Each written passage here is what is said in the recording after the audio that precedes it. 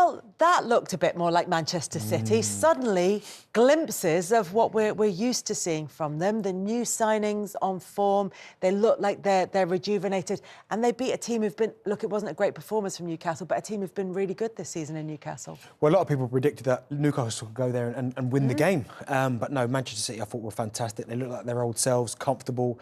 I think Marmoush is finally that replacement for Alvarez, who I think if you asked Pep quietly, he'd say, do you know what, I made a mistake by selling him.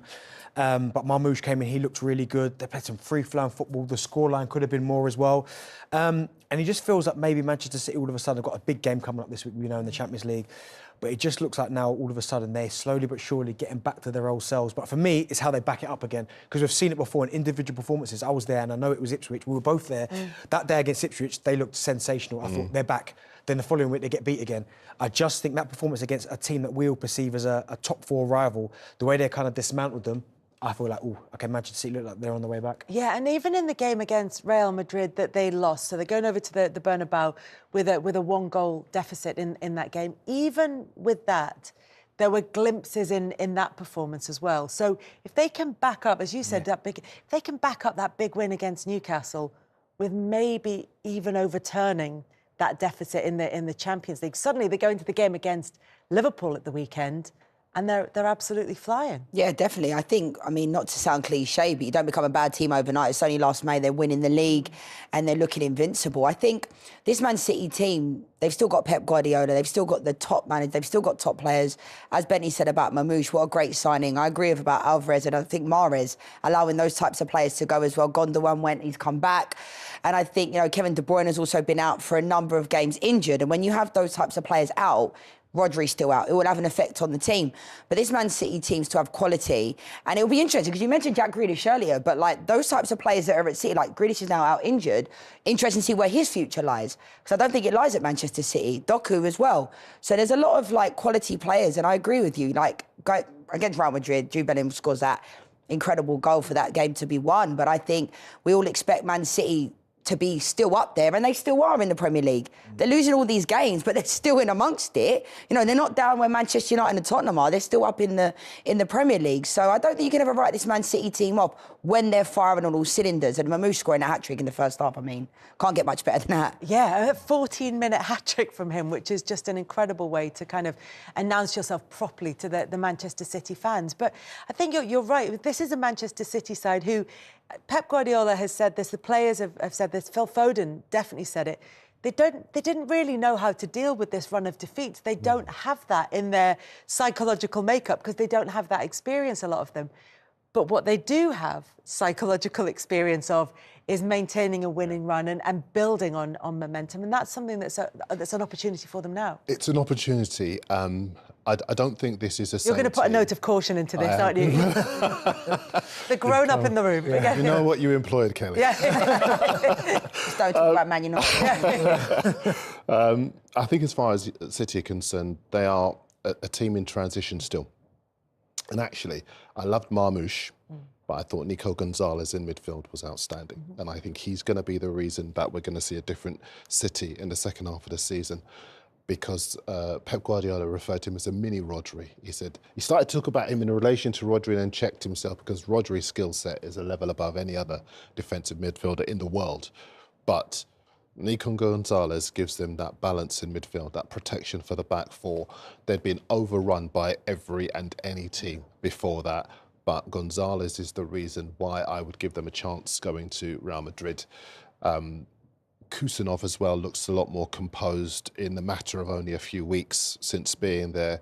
So again, what we're seeing is younger players that are being brought in, a decisiveness from the recruitment department to act in the window rather than sitting on their hands. Vitor Reis and Kusanov look to be a centre-back pairing for the future. They're only 19 and 20, if I'm not mistaken. And Gonzalez is relatively young as well. And what those players do is provide that platform for Marmoush to be looking that way instead of that way. So can they put that run together? Absolutely, yes, because their last, however many seasons, 6, 7 seasons, they're always better in the second half of the campaign. I think Real Madrid will win the tie, but I do think that they'll go there and actually stand up to be counted. Yeah, those transfers look as though they've just injected something into City, even if it's just that kind. You know, ex-players always talk about this, that when you bring new players into the dressing room, it can just lift the place, particularly if they see the quality from them. And they've seen that quality from Marmoush. I know, as you were saying, Kusanov had that terrible... actually only had a terrible opening, maybe 10 minutes of his debut. And then once he got his head around that, seemed to recover and has looked a lot more like the player that Manchester City have spent over £30 million on. And Nico Gonzalez could be a really interesting one, playing, if not being Rodri, playing the Rodri role. Yeah. Well, they needed that. I think that holding midfield player for Manchester City was so pivotal because, again, and Daz is right, you're not going to find someone to do what Rodri does in terms of setting the tempo, obviously sensing danger, making a foul when he needs to, taking the ball in tight areas, but also that pass forward to break the lines. I think that's something they've really missed because when you've got a player that's on the half turn that wants to play football, someone who's so underrated at that and would be worth a fortune nowadays was Michael Carrick, because he used to do it, but it was almost seen as upon like, yeah, he's okay. When you look at when Rodri's got the ball, just that pass into De Bruyne on the half turn, then City are away, I think they've really, really missed that. But as you said, with the signings they've made, when new signings do come into the dressing room, you're almost putting yourself on trial again because you're saying, hold on, another striker's come in. I need to maybe up my levels a little bit, and I think it will give the whole dressing room a lift. And as Darren was saying there again, I expect Manchester City, if they go and get a result against Real Madrid, which I think they're more than capable of doing, then I think they will put their foot on the accelerator in the Premier League, and I think they will. I still think they'll finish inside the top four, but they can make that end to the season very, very difficult. And it wouldn't surprise me if they went on to win the Champions League. I think the psychological impact of the clean sheet. Yes, the goals were terrific, but the psychological impact of the clean sheet against the Newcastle side, like you've been saying, they've been ripping it up in the last 2 got the best centre forward in Europe. Edison with the assists again. Absolutely. That will send a real message out to their future opponents. And I was going to say who they were, but they haven't helped me with that little box It's not in the done corner. at all, yeah. I'm sorry about that. But I think as far as Newcastle are concerned, if it was a smaller or a lower calibre team, maybe we could have been forgiven for saying we're going a bit overboard. But this is Newcastle. Yeah. They are flying. Isak didn't even get a sniff because they had that protection for the back four. They had that fulcrum for the attacks, and they looked better balanced than they have done for quite a long time. And that's the reason why I think City now will look at other teams and they won't see anybody to worry them, Liverpool included on I think Sunday. it's quite admirable of Man City as well, because they seem to get things done really quickly, whether it be players leaving, like when João Cancelo left last year, Kyle Walker, they get players out the door.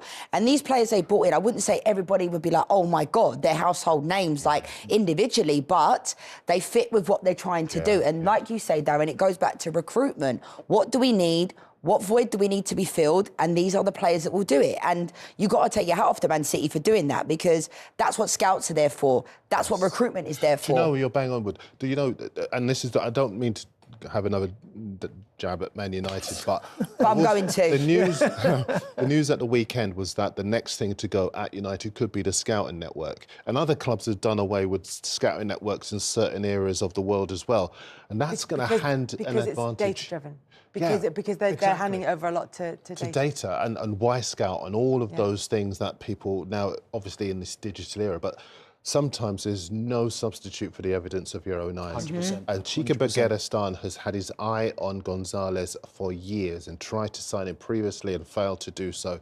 And now they've got this boy because they've seen his consistency, they've seen his temperament, and there are some things that you can see that don't relate to technique, but do relate to the ability to react to events, your versatility, your all sorts of things. And How to handle pressure. Exactly. And I think, guys know better than me. But the thing is as well, though, back in the day, do you remember, like, managers and coaches used to fly to games, watch younger players coming through. You'd start to hear about, oh, there's this young player coming through, Wayne Rooney, he's going to be the next best thing. And look how great he turned out to be. So, I don't know, like, I'm not a big statistician. I understand all the XG and those types of things, but I agree with what you're saying. It's like, with your own eyes, what can this player do? Can they pass from A to B? You know, I think sometimes people get carried away with all the kind of distance you're covered. And it's valid, you know, distance covered in a game, but can you do the fundamental basics of being a footballer? It hands City an advantage. Listen, they've got all their finance and everyone knows how capable financially they are. Do you really need to hand them an advantage by saying, you go and have a look at all of the rising stars? You know, they bought Julian Alvarez for £17 million.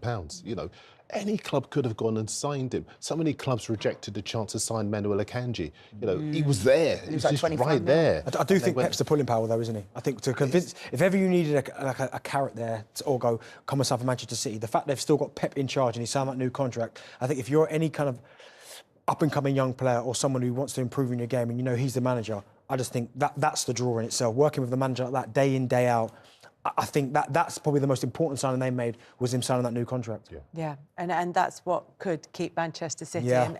They could still have a storming end to this season. Obviously, the big winners this weekend because they beat Newcastle, Nottingham Forest lost, and Chelsea lost.